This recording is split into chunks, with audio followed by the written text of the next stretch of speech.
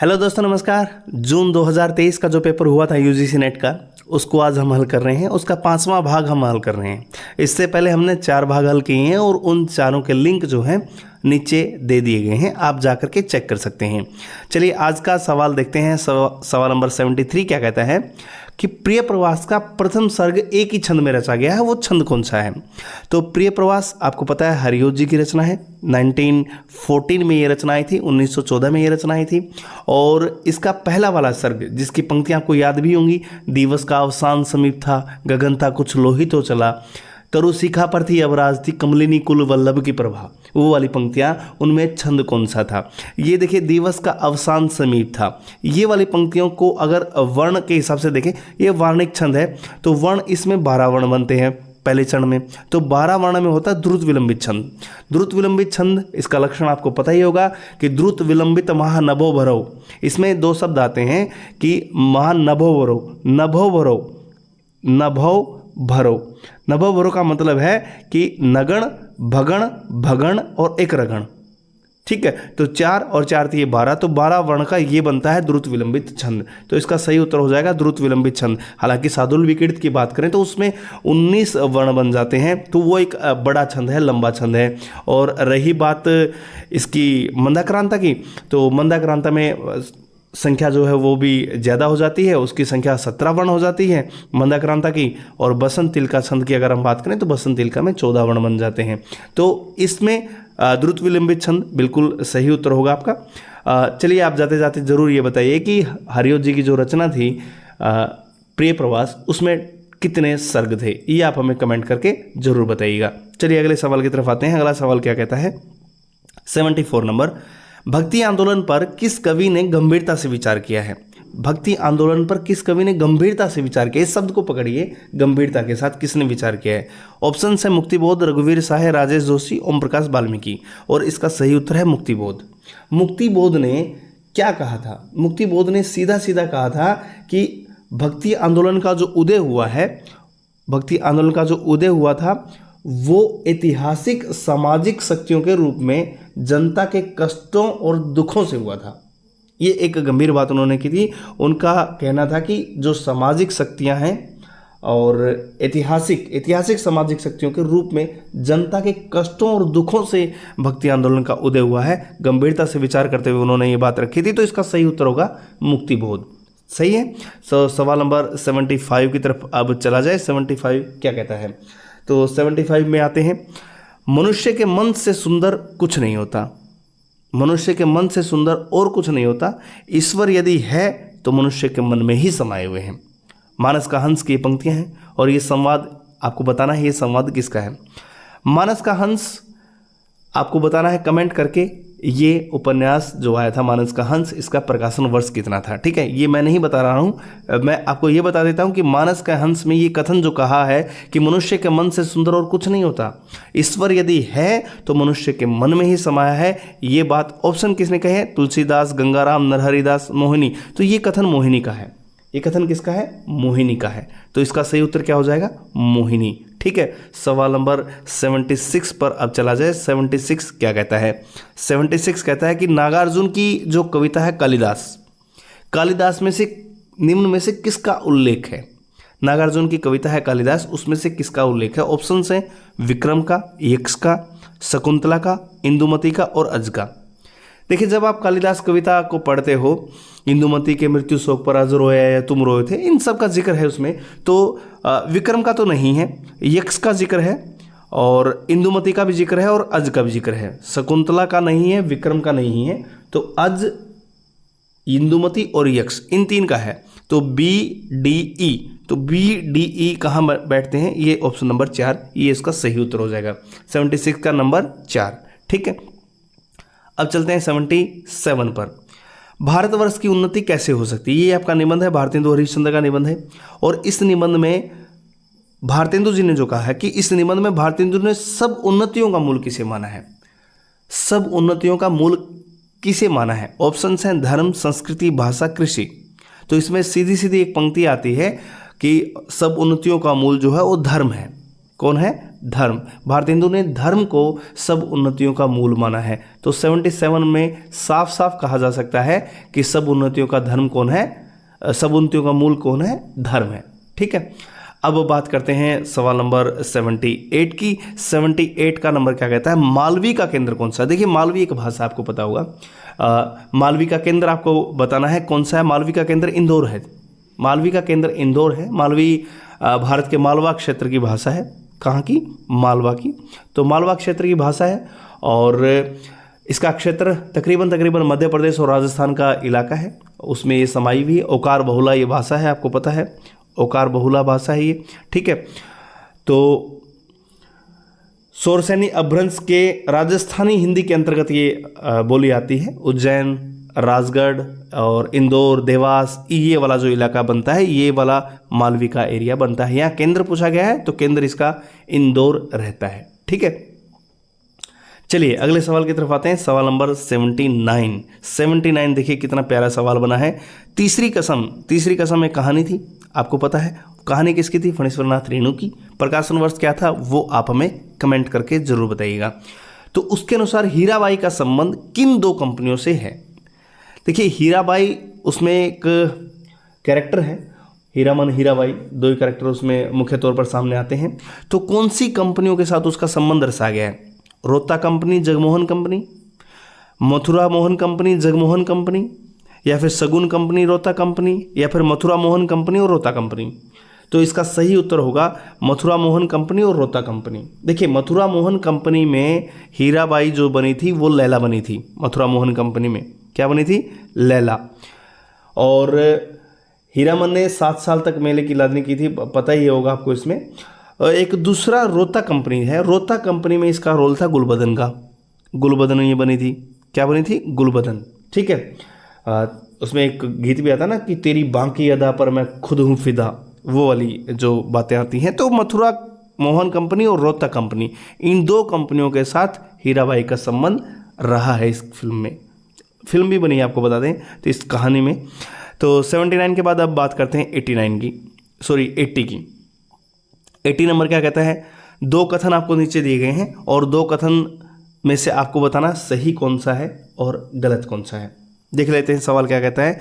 रोज कहानी यानी कि गैंग्रीन कहानी, आगे की कहानी है, उस कहानी के अनुसार मालती के पति का नाम विश्वेश्वर है। नहीं, ये बात गलत है। मालती के पति का नाम महेश्वर है, विश्वेश्वर नहीं है। देखिए छोटी छोटी ऐसी ट्रिक से सवाल किए गए हैं।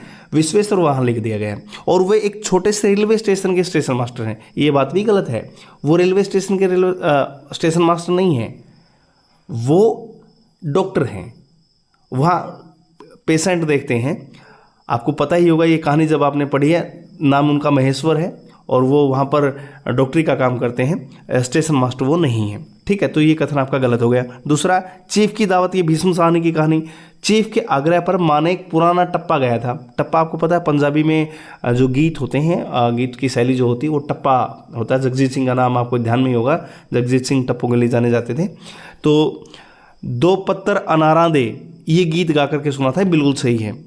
दो पत्तर अनारा दे, ये उन्होंने गीत गाया था, एकदम सही उत्तर ये है इसका। तो पहला कथन गलत है, दूसरा कथन सही है 80 का। तो पहला गलत, दूसरा सही, ये ऑप्शन नंबर 4 जो है ये इसका सही उत्तर आपका हो जाएगा। ठीक है, चलिए इसमें एक चीज़ और बता दूं आपको। एक और पुराना गीत उसकी मम्मी गाती है और वो पुराना गीत कौन सा था आपको पता है? हरियाणी माए हरियाणी बहने हरिया ते भागी भरिया है, ये वाला गीत भी वो गाती है। तो इसमें आप अंदाज़ा लगा सकते हैं कि भीष्म साहनी ने चीफ की दावत में किस तरीके से, ये इसका मेन कैरेक्टर था सामनाथ की माँ चीफ के आग्रह पर ये बुढ़िया गाने गाती है। और रोज़ कहानी का जिक्र आपने देखा ही होगा। रोज़ कहानी का बता दूं आपको कि डिस्पेंसरी में डॉक्टर थे, लेकिन यहाँ स्टेशन मास्टर लिखा गया है, नाम महेश्वर था, यहाँ विश्वेश्वर लिखा गया है। तो छोटे छोटे अंतर से इतना बेहतरीन सवाल ये किया गया है। तो सवाल नंबर 80 के बाद अब बात करते हैं, आइए अब बात कर लेते हैं 81 की। सवाल नंबर 81 क्या कहता है कि स्कंदगुप्त के स्त्री पात्र आपको बताने हैं। ऑप्शंस आपके पास जो दिए गए हैं वो हैं जेता, देवकी, मालिनी, रामा, चंदा। इनमें से आपको छांट के लिखना है स्कंदगुप्त में स्त्री पात्र कौन से थे। स्कंदगुप्त आपको पता है जयशंकर प्रसाद का नाटक था, 1928 में ये नाटक आता है, बहुत बेहतरीन नाटक है। और इसकी कथा वस्तु आपको एक चीज़ मैं बता दूं, आषाढ़ का एक दिन जो था उसके साथ साथ वैसी ही आपको ये कथा वस्तु आपको देखने को मिलेगी। और इसके जो स्त्री पात्र की मैं अगर बात करूं, इसमें देवकी रहती है, बिल्कुल सही था, देवकी एक पात्र उसमें रहेगी। देवकी के अलावा मालिनी पात्र उसमें रहती है, मालिनी के बाद रामा भी रहती है, और भी अन्य पात्र हैं जैसे अनंत देवी है, जयमाला है, विजया है, कमला है, वो पात्र हैं। जहाँ तक बात है जेता की, जेता नहीं है, चंदा नहीं है, तो BCD नंबर 2 ये इसका सही उत्तर हो जाएगा। ठीक है, तो स्कंदगुप्त बेहतरीन नाटक था। एक सुझाव हमारी तरफ से ये रहेगा कि जिस किसी ने भी स्कंदगुप्त नाटक नहीं पढ़ा है तो एक बार स्कंदगुप्त नाटक जरूर पढ़ें, इससे बेहतरीन नाटक हमारे पाठ्यक्रम में नहीं है। ठीक है, सवाल नंबर 82 की तरफ आते हैं। 82 क्या कहता है? 82 एक कथन है और ये कथन आपको बताना है किसका है। ये हत्यारे गांव के मुखिया हैं, गरीबों का खून चूसने वाले हैं। ये हत्यारे गांव के मुखिया हैं, गरीबों का खून चूसने वाले, सूद ब्याज टेढ़ी सवाई नजर नजराना घूस घास जैसे भी हो गरीबों को लूटो, उस पर सुराज चाहिए। जेल जाने से सुराज नहीं मिलेगा, सुराज मिलेगा धर्म से, न्याय से। ये बात किसने कही है? सवाल नंबर 82। देखिए कितना अच्छा कथन है ये। और ये कथन आपको बता दूं, ये कथन धनिया का है। किसका कथन है? धनिया का। धनिया बोलती है कि ये हत्यारे गांव के मुखिया हैं, गरीबों का खून चूसने वाले, सूद ब्याज टेढ़ी सवाई नजर नजराना घूस घास जैसे भी हो, उनका काम है गरीबों को लूटना, और उस पर सुराज चाहिए। जेल जाने से सुराज नहीं मिलेगा, सुराज मिलेगा धर्म से, न्याय से। ये बात बोलती है धनिया। ठीक है, गोदान आपको पता 1936 में आया था। ठीक है, 1936 माना गया है। इसके पात्र आपको पता है धनिया है, गोबर है, झुनिया, रूपा, सोना, शोभा, हीरा, बहुत सारे पात्र हैं। और चलिए आपको बताना है कि सिलिया जो थी, उस सिलिया के संबंध में कोई एक बात जो आपको ध्यान हो जरूर बताइएगा। सिलिया के साथ किसका संबंध रहता है ये भी आपको कमेंट करके बता देना है। चलिए सवाल आइए अब देख लेते हैं सवाल नंबर 83। 83 क्या कहता है? निम्नांकित अनुवादों का उनके हिंदी में प्रकाशित पहली बार जो प्रकाशित हुए थे उनके वर्ष के अनुसार पहले से बाद के क्रम में उनको लगाना है। देखिए अनुवाद यहाँ पर दिए गए हैं। खड़िया का घेरा है, एकांतवासी योगी है, श्रांत पथिक है, कामदेव का अपना, बसंत ऋतु का सपना और विश्व प्रपंच। ये सारी की सारी रचनाएं अनुवाद की गई हैं और इनके प्रकाशन वर्ष के अनुसार आपको इनका क्रम सजाना है। अगर मैं खड़िया का घेरा की बात करूं तो खड़िया का घेरा जो मूल रचना थी कॉक्सियन चौक सर्किल था, कॉक्सियन चौक सर्किल, और वो आया था, ये कमलेश्वर ने अनुवादित किया था। 1981 की ये बात होगी, कमलेश्वर का अनुवाद है ये। और इसके बाद एकांतवासी योगी की बात करूं मैं तो एकांतवासी योगी ये तो आपको पता ही है, श्रीधर पाठक ने अनुवाद इसको किया था। 1886 में श्रीधर पाठक का अनुवाद किया गया है। 100 साल पहले उसके ठीक हरमिट की ये अनुवाद था, गोल्ड स्मिथ की जो रचना थी हरमिट, उसका अनुवाद था एकांतवासी योगी। उसके बाद श्रांत पथिक, ये भी श्रीधर पाठक का अनुवाद है और ये आया था 1902 में, ये 1902 में था। इसकी मूल रचना कौन सी थी? ट्रैवलर का ये अनुवाद था। कामदेव का अपना, बसंत ऋतु का सपना, ये वाला अनुवाद तो ये भैया हबीब तनवीर का किया गया है। किसका है? हबीब तनवीर का। और ये अनुवाद हुआ था 1988 में, 1988 में, तो ये तो सबसे बाद में चला जाएगा। ठीक है, और विश्व प्रपंच ये हमारे रामचंद्र शुक्ल का अनुवाद है और ये था रिडल ऑफ यूनिवर्स, हैकल की जो रचना थी उसका, रिडल ऑफ यूनिवर्स, ये 1907 में था। तो अब इसका क्रम अगर लगाएं तो क्रम में सबसे पहले तो आपको पता है एकांतवासी योगी आ गया। एकांतवासी योगी जो सबसे पहले 1886 में था। ठीक है, ये हो गया। उसके बाद 86 के बाद श्रांत पथिक आ गया। श्रांत पथिक 1902 का था। ठीक है, ये वाला लग जाएगा। फिर आ जाएगा आपका विश्व प्रपंच, रामचंद्र शुक्ल वाला, 1907। ठीक है, और 1907 के बाद फिर खड़िया का घेरा, कमलेश्वर वाला अनुवाद, ये आया था 1981 में। ठीक है, और उसके बाद कामदेव का अपना, बसंत ऋतु का सपना, ये 1988, ये सबसे बाद में चला जाएगा। ठीक है, तो सही उत्तर इसका हो जाएगा BCEAD। तो सवाल नंबर 83 का सही उत्तर होगा ऑप्शन नंबर 1 BCAD। तो ये इसका सही उत्तर हो जाएगा। सवाल नंबर 84 की तरफ आते हैं। 84 क्या कहता है? रामचंद्र शुक्ल के अनुसार रीति ग्रंथकार कवि कौन से हैं? देखिए रीति ग्रंथकार कवि आपको इनमें से बताना है रामचंद्र शुक्ल के अनुसार कौन कौन से हैं। ठीक है, सवाल नंबर 84 ध्यान से देखिए। कुलपति मिश्र और एक है बेनी बंदीजन, एक है बख्शी हंसराज, एक है गुमान मिश्र, एक है गवाल कवि। इनमें बताना है रीति ग्रंथकार कवि कौन से हैं, ठीक है। और इसका सही उत्तर, कुलपति मिश्र को तो रीति ग्रंथकार कवि माना गया है, बेनी बंदीजन को भी माना गया है, ठीक है, और गुमान मिश्र को माना गया है। बख्शी हंसराज तो रीति उसमें है नहीं, बख्शी हंसराज नहीं है। दूसरे गवाल कवि की बात करें तो गवाल कवि आपके रहेंगे, गुमान मिश्र नहीं रहेंगे। कौन नहीं रहेंगे? गुमान मिश्र नहीं रहेंगे। तो इसका सही उत्तर कौन सा होगा? कुलपति मिश्र, बेनी बंदीजन और गवाल कवि। बख्शी हंसराज और गुमान मिश्र ये नहीं है, तो ए बी ई, तो सवाल नंबर 84 का 2, ये इसका सही उत्तर हो जाएगा, 84 का नंबर 2, ठीक है। उसके बाद 85 में अगर देखें, 85 क्या कहता है, निम्नलिखित में से किस विद्वान ने 20वीं सदी में भारतीय काव्य शास्त्र संबंधी कोई पुस्तक नहीं लिखी? कोई पुस्तक नहीं लिखी। सवाल नंबर 85 देखिए, 20वीं सदी में भारतीय काव्य शास्त्र संबंधी कोई पुस्तक नहीं लिखी, 85 नंबर। और राममूर्ति त्रिपाठी का तो काम है, भोलाशंकर व्यास ने भी काम किया है, रामचंद्र शुक्ल ने भी काम किया है काव्य शास्त्र पर। रामविलास शर्मा का काम नहीं है, तो 20वीं सदी में भारतीय काव्य शास्त्र की रामविलास शर्मा ने कोई किताब नहीं लिखी, तो इसका सही उत्तर हो जाएगा रामविलास शर्मा। आइए देख लेते हैं सवाल नंबर 86 क्या कहता है। सवाल नंबर 86 कहता है, स्वनिम के संबंध में उपयुक्त कथन कौन सा है? 4-5 कथन यहाँ पर दिए गए हैं, इनमें से बताना है स्वनिम के संबंध में सही कौन सा है। तो वाक्य में शब्दों के संबंध निर्धारित करते हैं, स्वनिम वाक्य में संबंध निर्धारित नहीं करते हैं, ये बात गलत है, ठीक है। इसका संबंध मौखिक भाषा से है, ये बात एकदम राइट है, बिल्कुल सही है। स्वनिम का संबंध जो होता है मौखिक भाषा से होता है, एकदम सही बात है, तो बी वाला तो इसका सही है।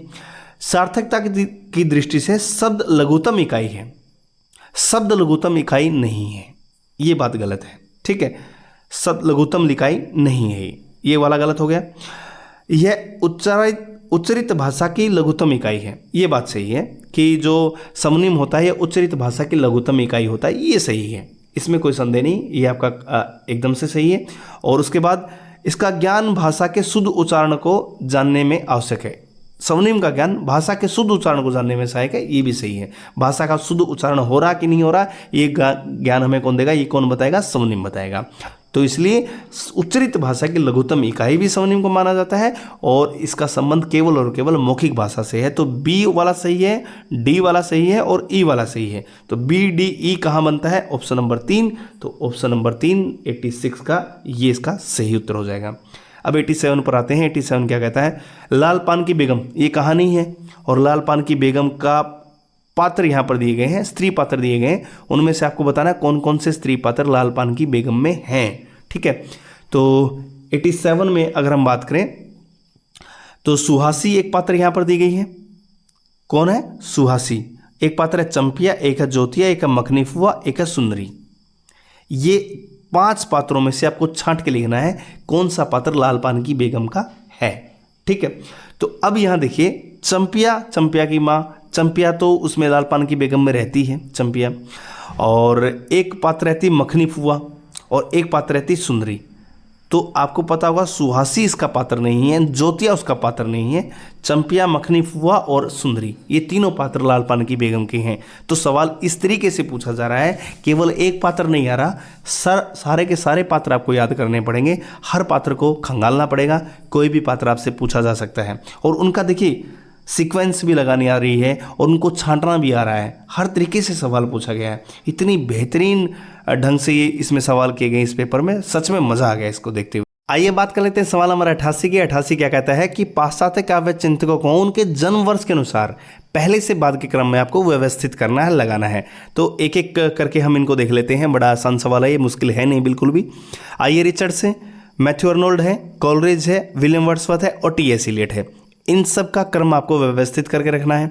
देखिए सबसे पहले आइए रिचर्ड्स की अगर बात करें तो रिचर्ड्स आपका जन्म होता है 1893 में, ये तो सबसे पहले 1893 में आ गए। मैथ्यू अर्नोल्ड की अगर बात करें तो मैथ्यू अर्नोल्ड पैदा हुए थे 1822 में, ठीक है। कोलरिज ये आए थे 1772 में, ठीक है। कोलरिज से ठीक 2 साल पहले विलियम वर्ड्सवर्थ आ गए थे 1770 में। ये दोनों दोस्त थे, आपस में एक साथ काम किया करते थे, दोनों ने अच्छा काम किया, लिरिकल बैलेट्स उन्होंने लिखा था, ठीक है। एंड उसके बाद टी.एस. Elliot, T.S.. इलियट आए थे 1888 में, T.S. इलियट का जो जन्म है 1888 में है। ठीक है, वेस्टलैंड वाले T.S. इलियट की बात हम यहाँ पर कर रहे हैं। तो इनको व्यवस्थित करना, सबसे पहले 1770 सबसे पहले है विलियम वर्ड्सवर्थ का। तो वर्ड्सवर्थ डी सबसे पहले होगा, तो सबसे पहले डी आ गया। दूसरा, उसके बाद 72 का है, 72 का सी है, यानी कि कोलरिज है। ठीक है, 72 के बाद कौन सा है? 1822 है। 1822 में कौन थे? आपके अर्नोल्ड साहब थे, यानी कि बी है। डी सी बी कहीं ना कहीं मिल रहा होगा, डी सी बी, ये 4th नंबर मिल ही रहा है आपको, डी सी बी ई। उसके बाद इलियट है आपका 1888, और फिर लास्ट में आपका रिचर्ड साहब 1893। तो ये 4th ऑप्शन आपका जो है ये सही हो जाएगा। ठीक है, 88 का नंबर 4 ये सही है। उसके बाद आप बात करते हैं सवाल नंबर 89 की। 89 क्या कहता है? 89 देखिए, सूची 1 का सूची 2 से मिलान आपको करना है। ठीक है, पंक्तियां हैं और 2 में किताबों के नाम हैं। पंक्तियां हैं, 2 में किताब के नाम हैं, ध्यान से देखिएगा। तो पहली पंक्ति, उठ गए आज बापू हमारे, झुक गया आज झंडा हमारा। पहली वाली पंक्ति है, उठ गए आज बापू हमारे, झुक गया आज झंडा हमारा। ये वाली पंक्ति इन 4 रचनाओं में से किसके साथ मैच कर रही है? ठीक है, देखिए, संस्कृति के 4 अध्याय, अवारा मसीहा, क्या भूलूं क्या याद करूं, या मुर्दहिया, इनमें से आपको क्रम व्यवस्थित करना है। अब इनका क्रम देख लेते हैं कि ये 4 रचनाएं हैं, ये सेट है।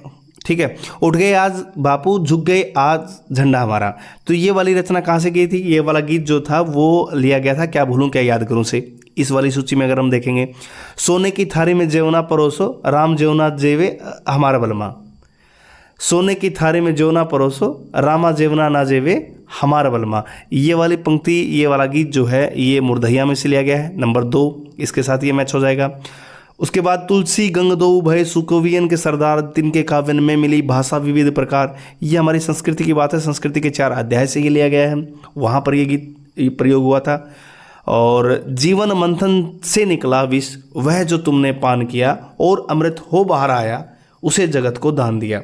ये आवारा मसीहा में पंक्ति है, ये आवारा मसीहा में। तो डी वाली जो आ गई दूसरे के साथ।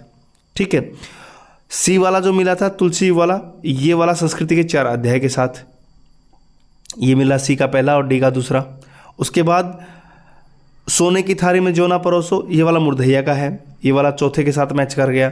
और ए वाला जो है, उठ गए आज बापू हमारे, ये वाला पहला हो जाएगा। तो तीसरा नंबर इसका सही हो जाएगा। सवाल नंबर 90 देख लेते हैं, आखिरी सवाल आज का, कि नागमती वियोग खंड में नागमती की विरह व्यथा की अभिव्यक्ति के लिए जायसी द्वारा कौन कौन सी पंक्तियां यहाँ पर रची गई हैं?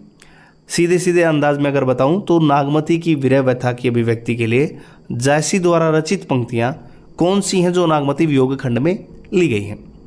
पहली पंक्ति है कि घरी घरी जीव आवे, घरी घरी जीव जाए। ये वाली पंक्ति है एक, तो ये वाली पंक्ति जायसी की नहीं है इसमें। ठीक है, दूसरा, पाहन जरी होई सब चूना, ये वाली पंक्ति भी नहीं है। रकत आंसू घुंघची बन बोई, ये वाली विरह की बात है, रकत आंसू घुंघची बन बोई, ये वाली विरह व्यथा में से नागमती वियोग खंड में ये वाला हिस्सा है। ठीक है, तो सी वाली तो है, ये तय हो गया।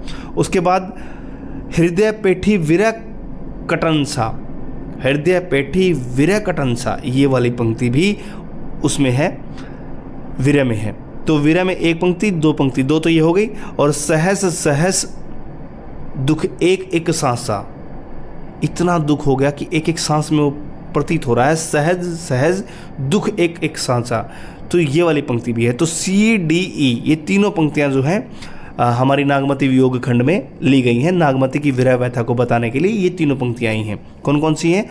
रकत आंसू घुंघची बन बोई, हृदय पेठी विरह कंडंसा और सहज सहज दुख एक एक सांसा, ये वाली सी डी ई जो है ये वाली इसकी पंक्तियां इसमें ली गई हैं। तो ये वाला पोर्शन हमारा हिंदी का था, यूजीसी नेट जून 2023 का। बेहतरीन पेपर था ये।